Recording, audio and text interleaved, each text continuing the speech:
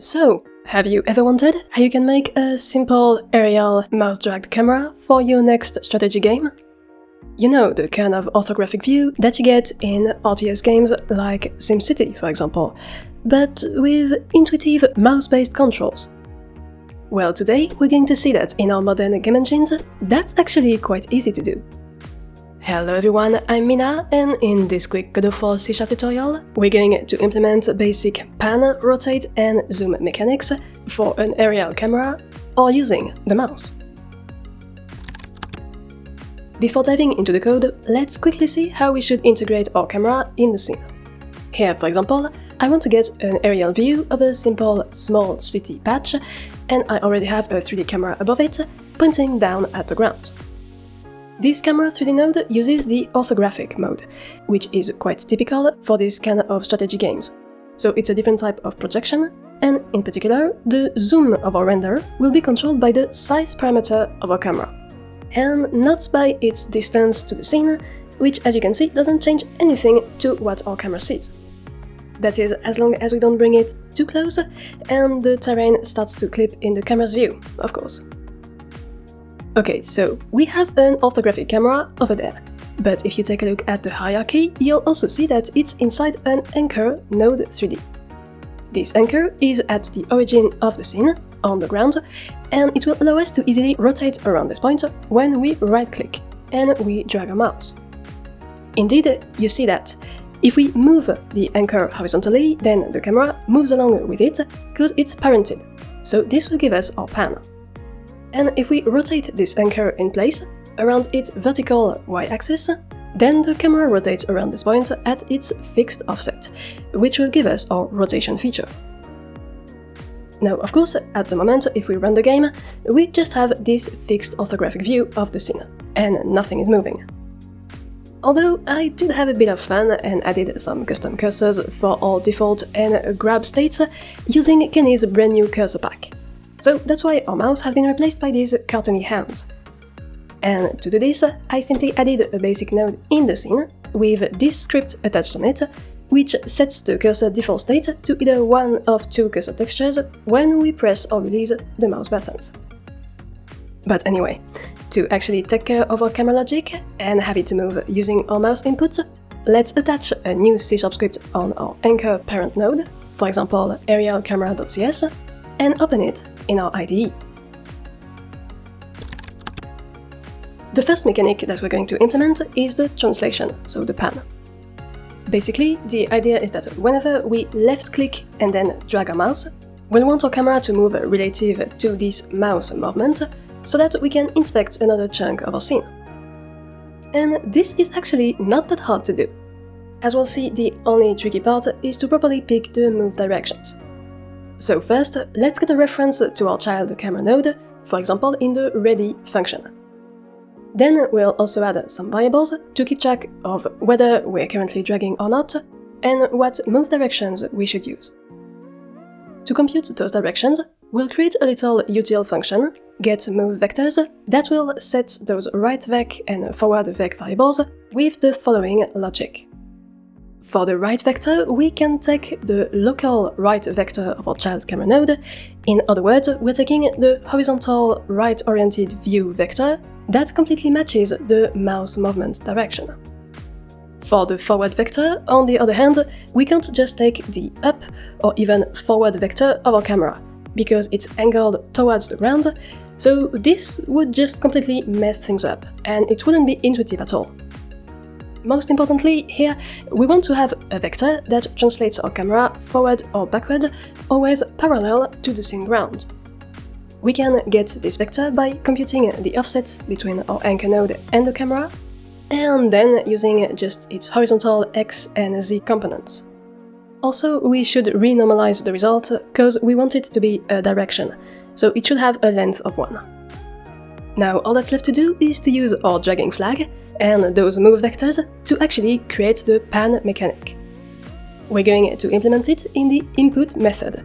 We already talked about it in those previous episodes of the series, and in short, this is a built-in Godot hook that is called whenever the player generates an input in the game.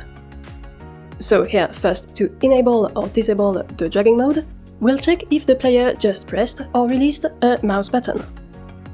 Then if the player moves the mouse and we're currently dragging, we'll use the relative component of the mouse move to translate our anchor along the move vectors that we just computed and thus offset it horizontally on the XZ plane.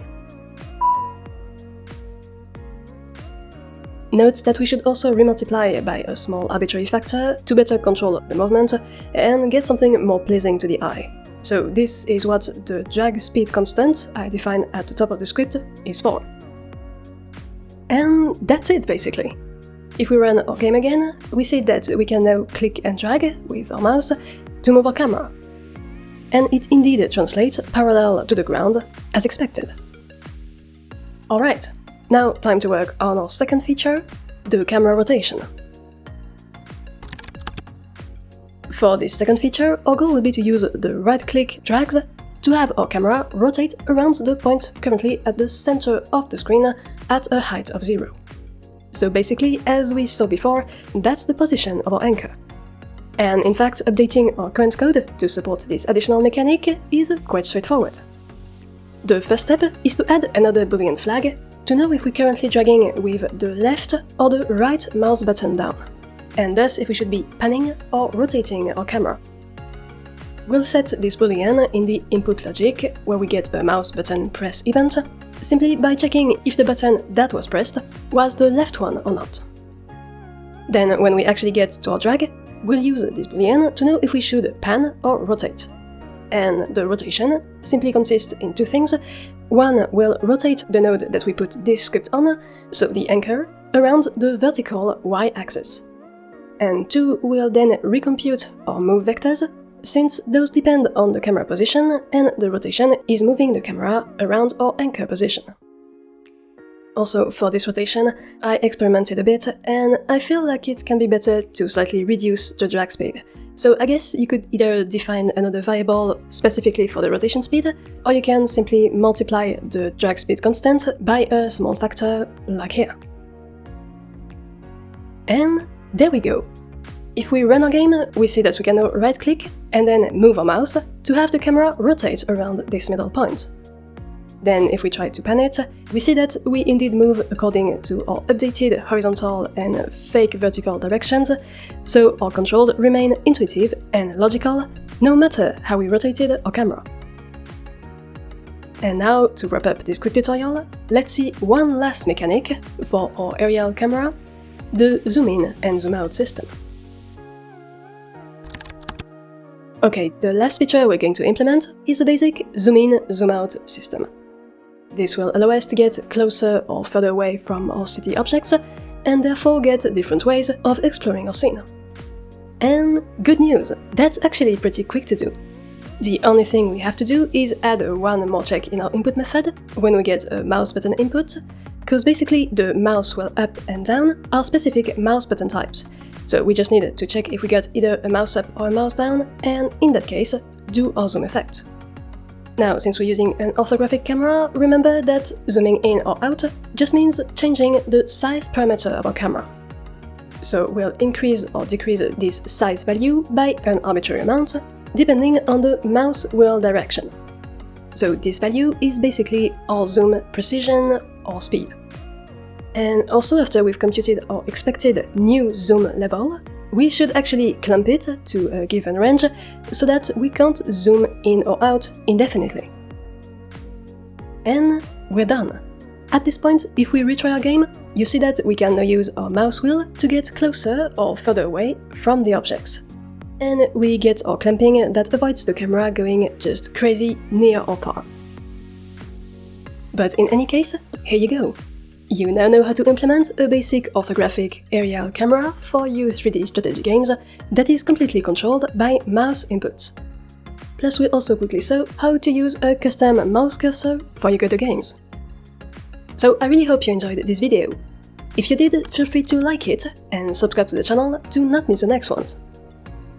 And of course, don't hesitate to drop a comment with ideas of Godot tricks that you'd like to learn. As always, thanks a lot for watching, and take care.